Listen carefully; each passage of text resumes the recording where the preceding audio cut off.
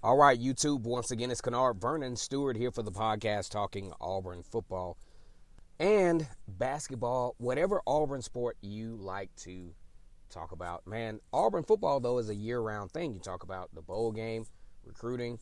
When you do all that, you got a year-round sport in the Auburn Tigers, especially when you're dealing with Vernon Speak Sports. Auburn got over 500 videos where I talked about recruiting last year. This year will be nothing different. Go ahead and like this video, comment, and subscribe to the channel. And as always, it's great to be an Auburn Tiger, War Eagle. All right, so last night, Auburn in a little bit of a scare. In basketball, the number 14 Auburn Tigers was put to the test against Furman. Furman out of the Southern Conference. They are 7-2 right now. And, 7-3, actually, after the loss to Auburn. But you look at this and you probably look at the score right offhand. You're like, man, how the hell did Auburn almost lose to Furman? I'm going to tell you how. First of all, Auburn has had somewhat of a layoff over the past week or so. And when you're playing basketball, especially, I played basketball before. And it's really hard to get into a rhythm when you have lags, when you have days off. Auburn had about a week off, okay? And it kind of showed. So, one thing I was really impressed about Auburn is when you have a team that you feel is a menial opponent, and they're really all about banging with you that night. They are not intimidated. They are not backing down. It's very hard to keep that level of intensity when you really didn't expect to have to bring all that firepower to beat a team like this. To prevail in victory, especially after being down by double digits, I think that says a lot about the integrity of this Auburn basketball team. The keys to this game are in the numbers, guys. Number one, Auburn really does not mind shooting the three-point shot. But when you're a team that's predicated on shooting a three-point shot and you're only 16%, that's going to get you in harm's way, okay? Also, another thing that I thought that Auburn was kind of starting to ease away from this particular trend is the turnover trend. Auburn had 19 turnovers last night, and when you were watching the game, you're like, man, it was always inopportune turnovers. Right when Auburn was about to get back into the game or possibly take the lead, they have these inopportune turnovers. So, one thing I do like about this, especially early in the season, is I'm not really impressed with a team that runs through the schedule. Excuse me, guys. 15, 20-point victories. And then they get in the NCAA tournament, and then they're like your Blue Bloods, North Carolina, Duke, all those kind of teams. They wind up getting beat in the first round because they face a little bit of adversity for the first time all season, and they don't know how to react to it. Big shout out to the Auburn Tigers. I was really impressed with what I saw.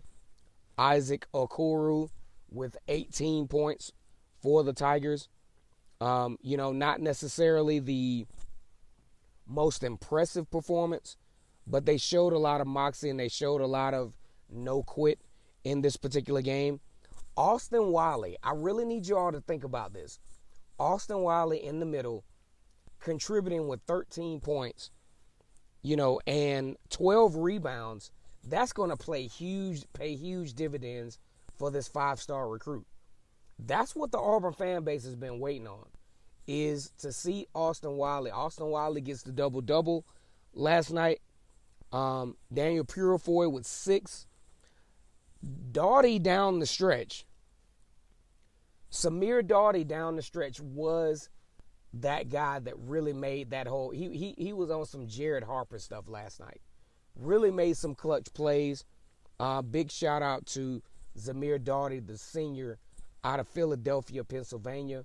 Very impressed with his play last night. Big shout out to the Auburn Tigers basketball team. You all need to tune in to these Tigers because this is a very talented group. They're still trying to piece some things together, but a very, very talented group. All right, so tomorrow, let's see, today is Friday. Tomorrow, the Georgia Bulldogs take on the LSU Tigers. I want to give my pick. I want to give my take.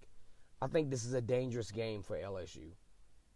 LSU took on Auburn a few weeks ago, and that served as a blueprint as to how to contain, how to keep the big plays, from happening with LSU.